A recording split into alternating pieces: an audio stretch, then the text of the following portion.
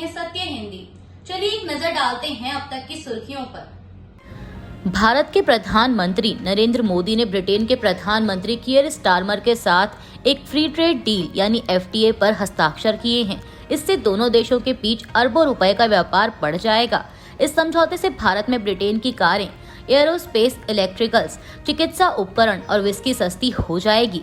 वहीं ब्रिटेन में भारतीय वस्त्र और आभूषण भी सस्ते होंगे। इस समझौते में अवैध माइग्रेशन से निपटने के लिए एक नई भारत ब्रिटेन योजना की प्रतिबद्धता भी व्यक्त की गई। वहीं ब्रिटेन के विपक्षी दलों ने चेतावनी दी कि इस समझौते से ब्रिटिश श्रमिकों को नुकसान हो सकता है, क्योंकि इसमें राष्ट्रीय बीमा अंशदान पर छूट को 1 वर्ष से बढ़ाकर 3 वर्ष कर दिया गया है। ब्रिटेन के व्यापार मंत्री जोनाथन रेनॉल्ड्स ने कहा कि यह पूरी तरह से गलत है और ब्रिटेन में अस्थायी तौर पर काम करने वाले भारतीय कामगारों को भी वही सुविधा मिलेगी जो पहले से ही कई अन्य देशों को दी जा रही है। इसके अलावा ब्रिटेन से निर्यात किए जाने वाले सामानों पर औसत टैरिफ 15% से घटकर 3% हो जाएगा। इससे ब्रिटिश कंपनियों के लिए भारत में सामान बेचना आसान होगा। दोनों प्रधानमंत्रियों ने रक्षा, शिक्षा, जलवायु और प्रौद्योगिकी के क्षेत्र में घनिष्ठ सहयोग पर भी सहमति व्यक्त की। बिहार में हो रहे स्पेशल इंटेंसिव रिवीजन यानी SIR पर विपक्ष का हमला लगातार जारी है। अब इसी कड़ी में AIMIM अध्यक्ष असदुद्दीन ओवैसी ने टिप्पणी करते हुए एक्स पर एक पोस्ट किया है। ओवैसी ने एक्स पर 3 पॉइंटर्स में लिखा, #बिहार इलेक्शन 2025। महोदय, पहली हमारी चिंता यह थी कि गहन पुनरीक्षण की आड़ में लोगों को निशाना बनाया जाएगा और उनका वोट देने का अधिकार छीन लिया जाएगा। दूसरी, सूत्रों के अनुसार चुनाव आयोग का कहना है कि बूथ स्तर के अधिकारियों ने घर घर जाकर सर्वेक्षण में बांग्लादेश, नेपाल और म्यांमार के लोगों को पाया है। कौन से PLO और उन्होंने उनके मूल देश का पता कैसे लगाया। तीसरा, 22 जुलाई और 23 जुलाई के बीच इलेक्शन कमीशन ऑफ इंडिया के लापता मतदाताओं की संख्या 11,484 से बढ़कर 1 लाख हो गई। ओवैसी ने कहा कि ये प्रशासनिक लापरवाही के स्पष्ट संकेत हैं। इसके परिणाम सबसे गरीब और सबसे कमजोर भारतीयों को भुगतने होंगे। बिहार विधानसभा में नेता प्रतिपक्ष और RJD नेता तेजस्वी यादव ने बिहार में होने वाले विधानसभा चुनाव के बहिष्कार पर विचार करने की बात कही है। बिहार विधानसभा के बाहर गुरुवार को मीडिया को संबोधित करते हुए तेजस्वी यादव ने कहा कि एक बात साफ है, सब कुछ तय हो ही गया है तो खुलेआम बेईमानी करनी है, वोटर लिस्ट से लाखों का नाम काट देना है, तो हम लोग चुनाव बॉयकॉट करने पर विचार कर सकते हैं। उन्होंने कहा कि जब लोकतंत्र में जनता ही वोट नहीं देगी तो चुनाव का क्या मतलब रह गया। हम लोग मिलकर चुनाव बहिष्कार पर विचार कर सकते हैं, ये विकल्प हमारे पास खुला है। बिहार में SIR विवाद के बीच कांग्रेस नेता राहुल गांधी ने आज चुनाव आयोग पर धांधली करने का आरोप लगाते हुए दावा किया कि उनके पास कर्नाटक की एक लोकसभा सीट पर चुनाव आयोग द्वारा वोटर लिस्ट में धांधली कराए जाने के 100% पुख्ता सबूत हैं।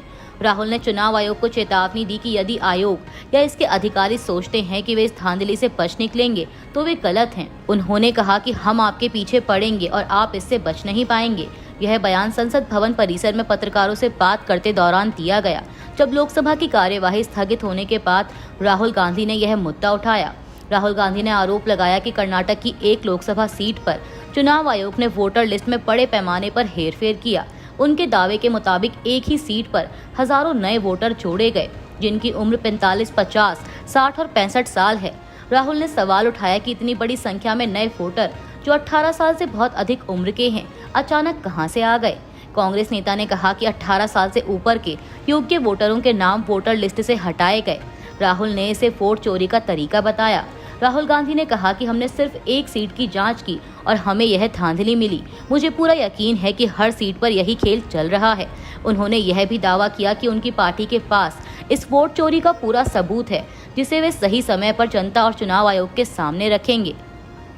आगामी बिहार विधानसभा चुनाव के मद्देनजर RJD नीत महागठबंधन में सीट शेयरिंग की चर्चा ने जोर पकड़ लिया है। सीटों के मोल भाव में अब हेमंत सोरेन की पार्टी झारखंड मुक्ति मोर्चा यानी JMM भी शामिल हो गई है और उसने 12 सीटों की मांग रखी है। इंडियन एक्सप्रेस की एक रिपोर्ट के मुताबिक JMM और RJD में अनाधिकारिक तौर पर 243 सीटों के बंटवारे पर चर्चा हुई।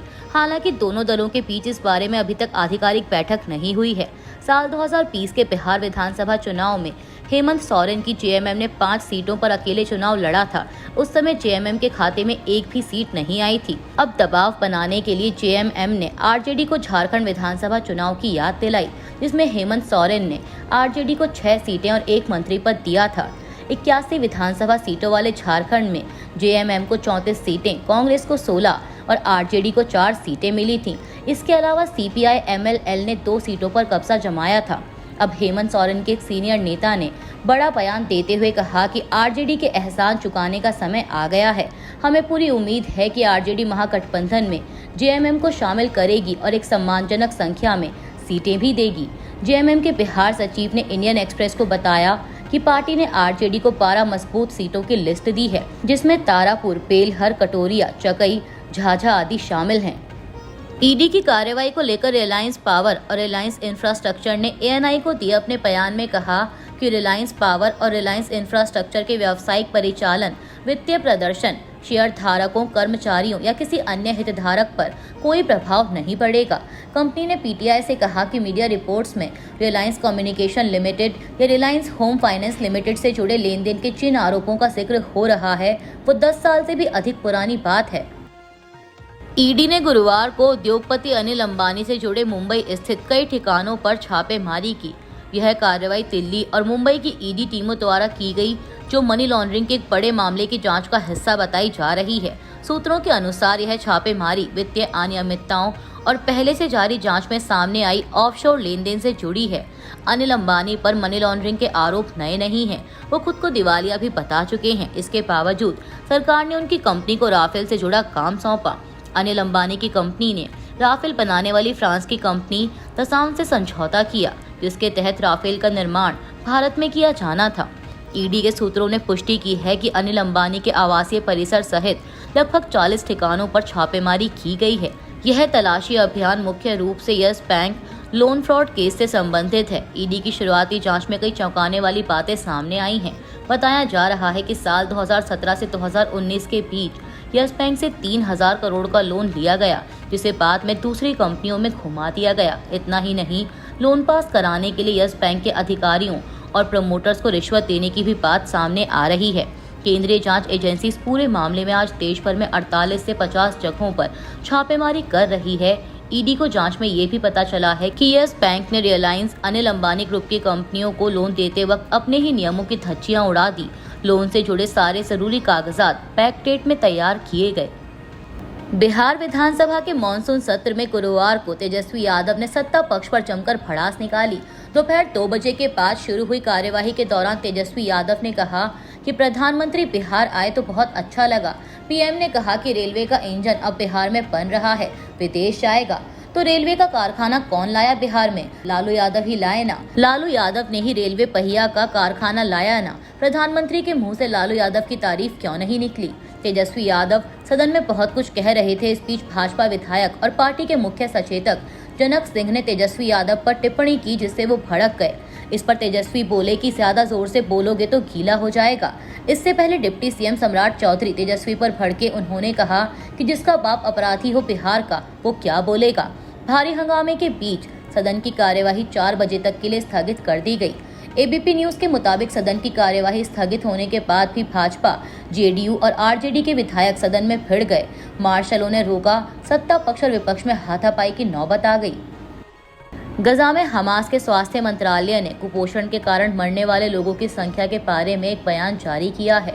हमास द्वारा संचालित स्वास्थ्य मंत्रालय ने बताया कि पिछले 24 घंटों में अकाल और कुपोषण के कारण 2 और मौतें दर्ज की गई हैं। इसके साथ भूख से मरने वालों की कुल संख्या 113 हो गई है।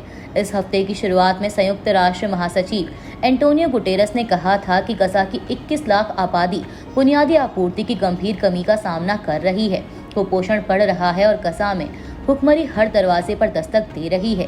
बीबीसी रेडियो 5 लाइव से बात करते हुए इंडिपेंडेंट के मुख्य अंतर्राष्ट्रीय संवाददाता बेल ट्रू ने कहा कि यह बहुत स्पष्ट है कि गजा के लाखों लोगों के पास अपना पेट भरने के लिए पर्याप्त भोजन नहीं है।